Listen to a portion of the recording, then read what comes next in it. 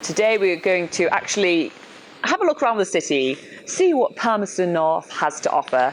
I have made us a plan which is literally by the hour. It is pretty intense, but I think there is like really a lot to see in the area. There is really a lot to do in Palmerston North.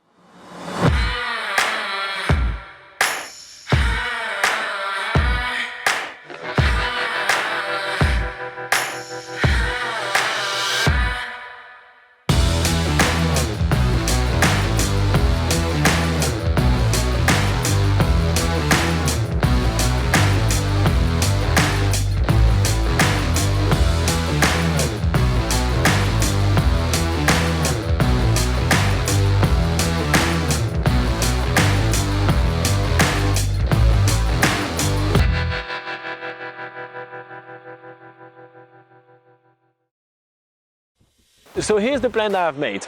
In the morning we are going to go pick up some bike and go do the Riverside Trail, which is a great bike trail to go alongside the Manawatu River, if I'm not wrong. Once we've done that, we're actually going to be biking a little bit around the city and spotting a few good spots. Drop back the bike and go to the New Zealand Rugby Museum. Once we're done with that, we are going to go to the Library Village Market, and then once we're done, we are going to feast in a truck food festival. So that is a busy day, so we better get on with it pretty quickly. First up, Palmerston North is known to be actually a really good city to cycle around. Everywhere around the city, like all the attractions, there's bike stands, so you can just park up for free, just lock yourself in. You don't really need to, it's New Zealand, but it's always good to be safe. So this is the perfect city to bike around. It's pretty much all flat. There's no, you don't need to do any strenuous exercise to get around the city. It's ideal and people love biking around here. So that's why we are going to do a bike tour around Palmerston North. We go to the eyesight to pick up some rental bikes, and we have a choice of either a tandem bike or an electric bike. We've never done either of those. I've never rode a tandem and I've never been on an electric bike, but the electric bike sounds interesting. Now, we had no idea how easy it is to bike when you have an electric bike. I have to say that this involves absolutely no effort. You just put it on like normal level, you just pedal a little bit, off you go, then the bike is doing everything for you.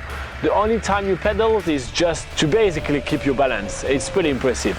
It's a long concrete pathway which is also used by dog walkers, and the dogs can be let off the leash, so we have a few dogs to avoid along the way, and people are running and cycling on it as well.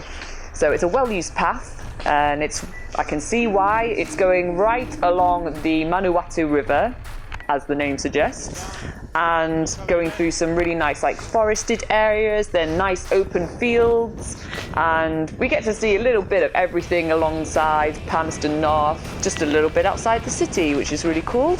We're just cycling away, and the more we're going down this pathway, the more confident we're getting with the electric bikes and just turning it up to high speed and just doing shit all but going really fast. Yeah, we're having a good time.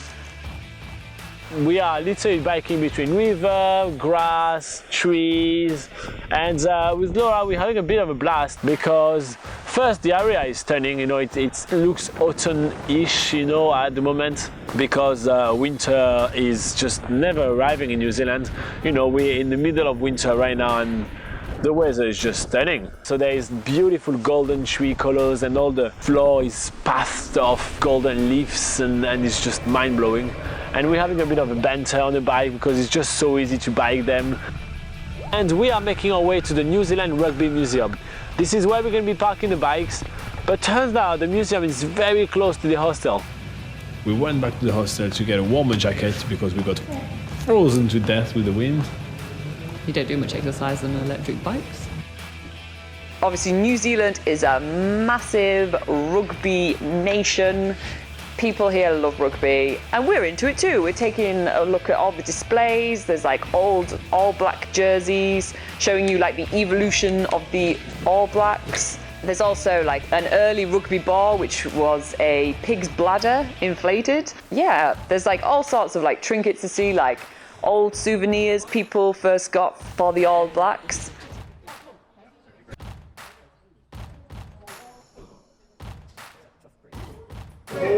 That's a hardcore rugby helmet. At one point, there's even a PlayStation 2 with rugby video games.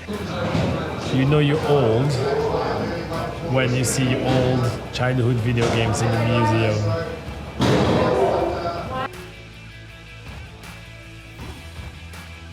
I think that's a toast of Richie McCaw by the Toast Man. Almost there.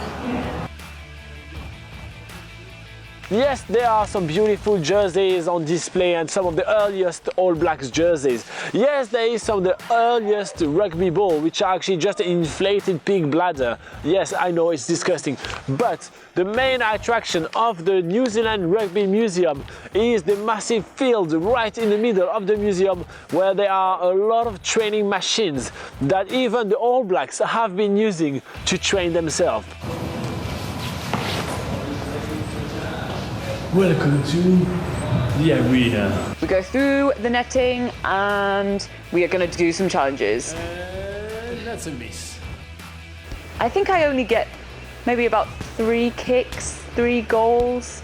The rest is pretty atrocious, and I have to say I'm really glad there is netting around this section of the museum, because all these displays would be in pieces right now. My kicking is a bit wild, I have to admit. As expected, Robin does better than me at that challenge. The next one is a scrum challenge.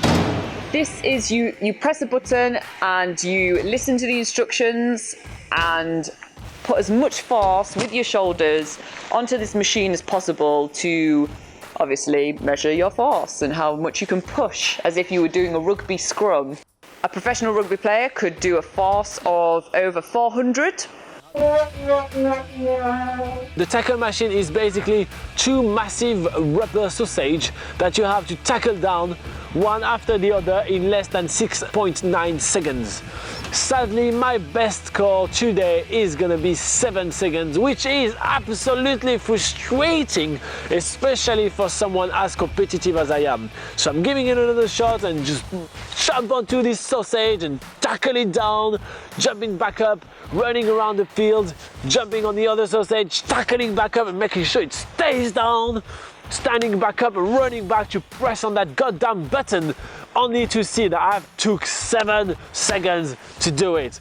This is infuriating, Rugby Museum. Lie to me and tell me that I beat your best score. After we are in the museum, we get back outside, we go get our bikes, and we do one last little trip before we return our bikes to the eyesight. So our last little trip involves riding around the square, which is the very centre of Palmerston North, and it's a really cool like garden park area of Palmerston North. We are heading back to the hostel just to warm up a little bit and grab a nice cup of tea and wait for dusk. First up on our list is the Village Night Market, which is held the last Friday of every month at the library of Palmerston North. During the day, this is a library, but tonight it is the night market. So they just clear a room in the library, they set up loads of stalls, decorate it with like fairy lights and bunting. It just looks like a really, really cool little market. There's all sorts of like homemade goods, like homemade jam, homemade food, homemade clothes, jewellery. So I thought I'd make it be more Mad Max. Oh yeah. What do you think about that? You look like a fuzzy bee. But my tummy is rumbly, Laura's tummy is rumbly. It's time for us to get some food. I haven't seen that many people since we were in Auckland. I like the taco bunting. Nice. The food truck feast is basically people that own food trucks all gathering together from all across the world. There is Jamaican, there is Greek, there is Chinese, there is Thai, there is Indonesian, there is Indian, there is of every country in the world. It's pretty epic. What's tempting you?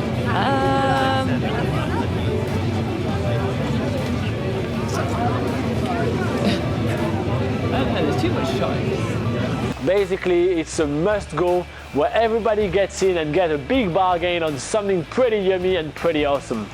Laura, you hungry? Starving. We are spoiled for choice. We don't know which country to go for. I'm thinking we should really try something new.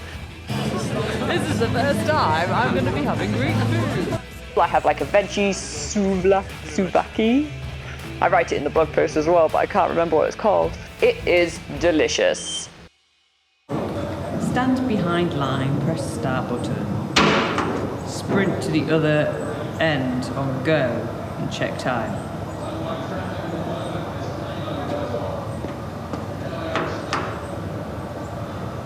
Windows. Oh, then sprint. It's not on.